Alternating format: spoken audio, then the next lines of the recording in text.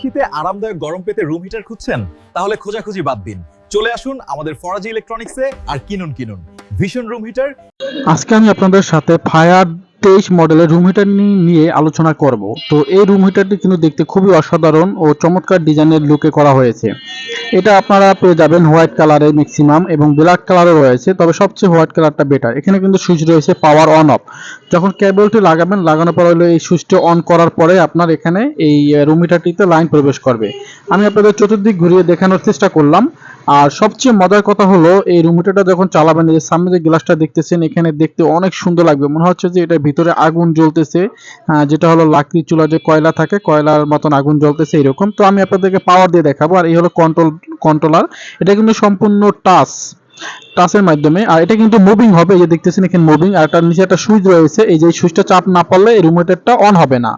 আর এখানে একটা moving system, এই জন্য এরকম গোলাকার রয়েছে। এটা আপনি মুভিং করতে পারবেন, 360 ডিগ্রি অ্যাঙ্গেল এটা ঘুরে আপনাকে গরম হিট দিতে পারবে।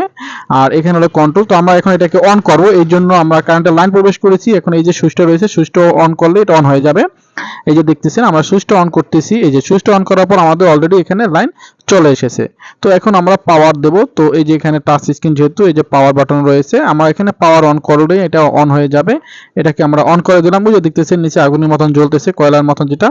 আর এটা হলো মুভিং, এটা চাপ দিলে মুভিং হবে। এটা আমি চাপ দিই, এই যে দেখেন মুভিং হচ্ছে। এই যে দেখতেছেন ঘুরতেছে, দেখতেছেন এই যে বললাম কয়লার মতন জ্বলবে, ওই যে দেখাচ্ছে, দেখতে কিন্তু খুবই অসাধারণ। তো এই রুম হিটারটি আমাদের কাছ থেকে পেয়ে যাবেন খুবই কম মূল্যে।